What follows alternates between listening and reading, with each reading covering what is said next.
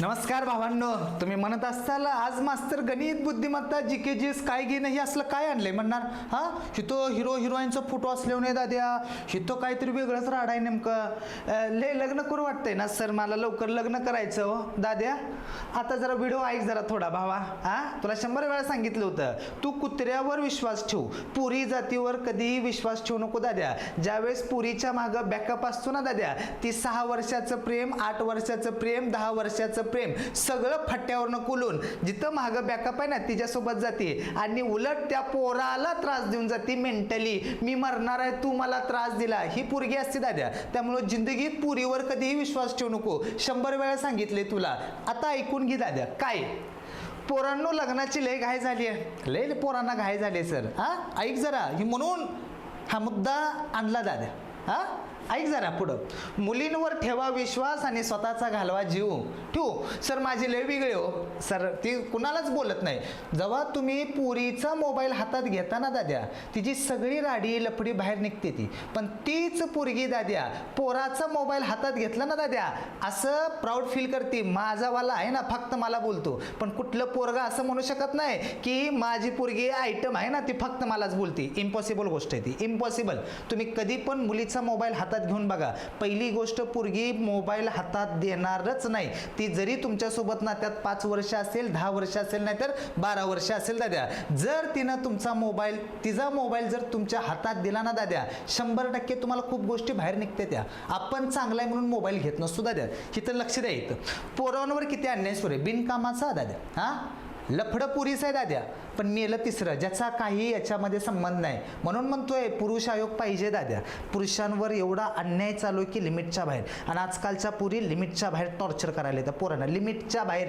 जी पोरगी कधी लग्नाला नाही म्हणत नाही, लग्नाला हो म्हणत नाही, बापापुढं त्याची बाजू मांडत नाही, आणि वरनं त्या पोरालाच ब्लेम करते की तू मला धोका दिला. ही असल्या थर्ड क्लास पुरी असतात, ह्यांची लायकी नसते. ही सेम किस्सा इथं बघा. इथं निष्पाप पोराचा जीव गेलाय. म्हणून म्हणतोय पुरी जातीवर कधी विश्वास ठेवू नका. आता मुद्दा ऐक. ओके दाद्या, तुला सगळा इन डिटेलमध्ये मुद्दा सांगतोय, इन डिटेलमध्ये. थोडा धीर धर. ही किल्ला दिसायला लागलाय का तुला?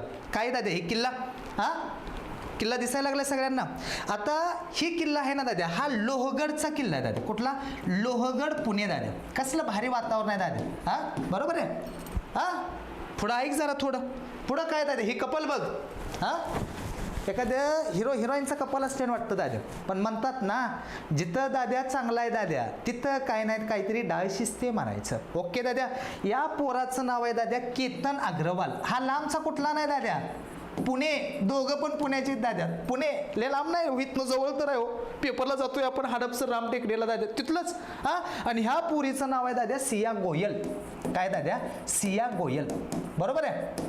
ही पोराचं शिक्षण झालं अमेरिकेमध्ये दाद्या. ह्याचा वडील होता ना दाद्या बिल्डर, पुण्यामधला फेमस बिल्डर दाद्या. ह्या पुरीसोबत लग्न झालं, लग्न ठरले दाद्या. फेब्रुवारीमध्ये साखरपुडा झाला, नोव्हेंबरमध्ये लग्न होतं दाद्या. मग ह्या दोघांमध्ये काहीतरी वातावरण जरा भांडण बिंडण चालू झाली काहीतरी. हा मग काय म्हणली ही पोरगी, चल आपण दोघं ट्रॅकिंगला जाऊ दाद्या. पोरींचा प्लॅन बघा कसा असतो दाद्या, खतरनाक प्लॅन दाद्या. नातखुळा त्यांना काय वाटतो आम्ही लय हुशार आहे. अगं गुडगा असतं गो तुमचा, गुडगा. हा पोराचा जीव गेलाय. हा पोरांचा जीव गेला ह्याच्यामध्ये. आपण प्लॅन बघा या पुरीनं काय केलंय. हो का, ही लोहगडचा किल्ला आहे का, हे तर ट्रॅकवर नेलंय दाद्या. हा आता ज्यावेळेस पोराचा दाद्या मेले, ह्याचा अर्थ काय असणार दाद्या, ह्या पोरीचं बाहेर प्रेम प्रकरण होतं. त्या पोराचं नाव होतं दाद्या चेतन चौधरी. काय होतं दाद्या? चेतन चौधरी. बरोबर आहे का नाही? काय होतं? चेतन चौधरी.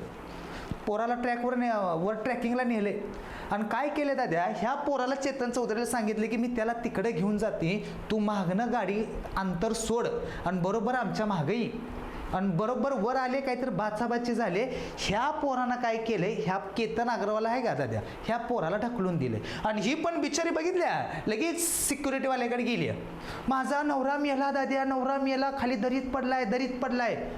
सगळ्यांना नॉर्मल वाटत होतं दाद्या. पण जेव्हा पोलिसांनी हिसका दाखवायला चालू केला ना दाद्या, तेव्हा ह्या पोरगी गावली दाद्या. का तर चेतन चौधरी, सिया गोयल आहे ना, ह्या पुरीला ह्या पोरासोबत लग्न करायचं नव्हतं. मग माझं एकच मत आहे, जर पुरीनं तुम्हाला एखाद्या पोरासोबत लग्न करायचं नसेल ना, घरी आई बापाला टॉर्चर करा, नाही त्या निष्पाप पोराचा जीव घेऊ नका. अशा किती पुरींनी पोरांचा जीव घेतलाय आणि किती तर पुरींनी बळजबरीने लग्न करून त्याच्या नवऱ्याला टॉर्चर करतात दाद्या. हे आजकालचं कलियुग. खरं आहे दाद्या.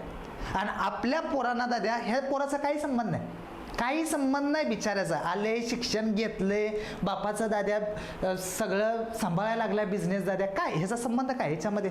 कांड केलं हिनं, हां हिचा बाहेर बॉयफ्रेंड आहे दाद्या, ह्या दोघांनी मिळून मारलं. हां अरे पुरींनो, लग्न नाही तुम्हाला करायचं बाबा, तुमचं नाही पटत, आईबापांना सांगा समजावून. हां तुमचं बाहेर लफडं बिपडं असेल ना, त्या पोराला सांगा बाबा ही काहीतरी करील. हां हे लिमिट असतं दाद्यानं. बिनकामाचं एवढं शिकून सगळं करून ह्या पोराचा जीव गेला. आणि विशेष म्हणजे जे लग्न होतं ना दाद्या, एकदम शाही लग्न दाद्या, कसलं मंगल कार्यालयात आपण 5-5 लाख रुपयाला घाबरतो दाद्या, सगळं त्यात असून 17 कोटी रुपयाचं मंगल कार्यालय भावानं बुक केलं. 17 कोटी. आणि आपल्या पाहुण्या रावळ्याला आपण डमडममध्ये नेतोय दाद्या, ह्यानं काय केले, 2 विमानं बुक केले ते. म्हणजे दाद्या ह्या पोराचा किती जीव होता ह्या पोरीवर. आणि ह्या पोरीने शेवटी काय केलं दाद्या, धोका दिला.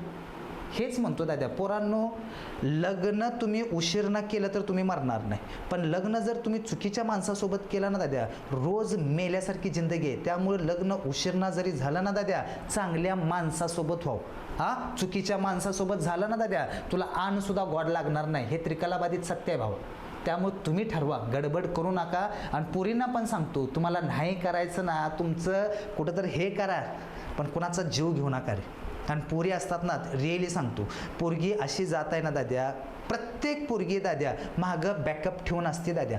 ती एखाद्या नात्यात 6 वर्ष असू दे, 8 वर्ष असू दे, 10 वर्ष असू दे, मागं बॅकअप जर तिला असेल ना, ती सर्व त्या नात्याला सोडून जाते. ज्याच्यासोबत होती ना त्याला ती मेंटली टॉर्चर करते दाद्या. ही रिॲलिटी आहे. आणि ह्याच पुरी करतात दाद्या. उगाच पोरगी लगेच गडबड करत नाही दाद्या सोडायची, सगळा बॅकअप तयार करते, मग त्या पोराला सोडून देते. त्यामुळे पोरांनो, लग्न करताना पोरीची हिस्ट्री काढा.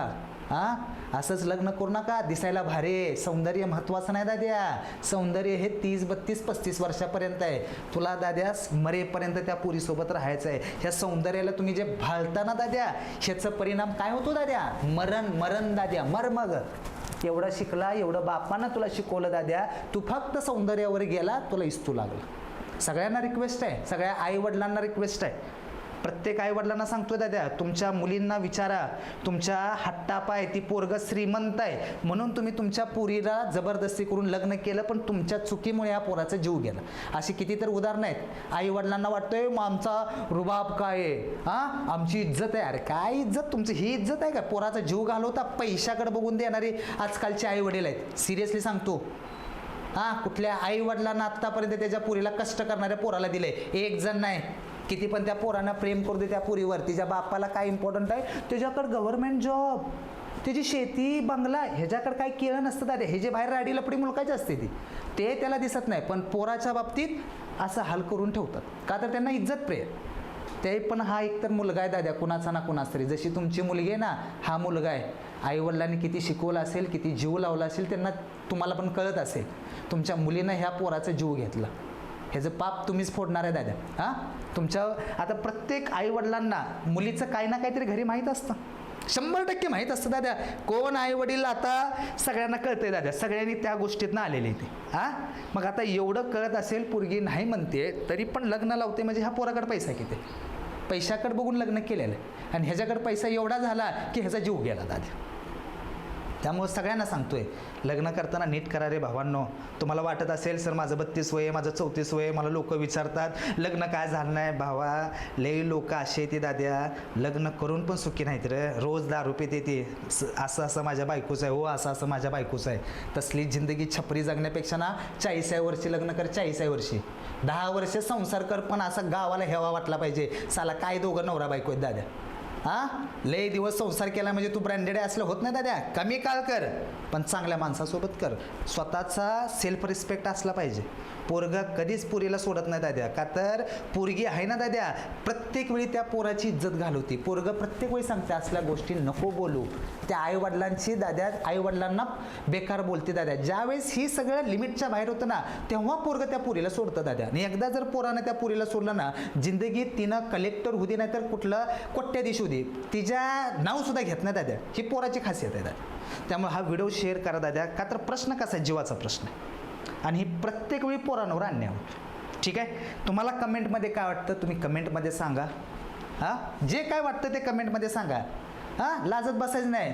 कोणाचं वय असतं 34-35 सर माझं लग्न झालं नाही ह्याव झालं नाही सगळं ठीक आहे. पण आता तर कळालं दादा चुकीच्या माणसासोबत लग्न करण्यापेक्षा सिंगल राहिलेलं भारी कधी पण भारी दादा ही ह्या प्रकरणात कळतंय दादा. ठीक आहे भाऊ धन्यवाद आणि तुमचं मत व्यक्त करा कमेंटमध्ये.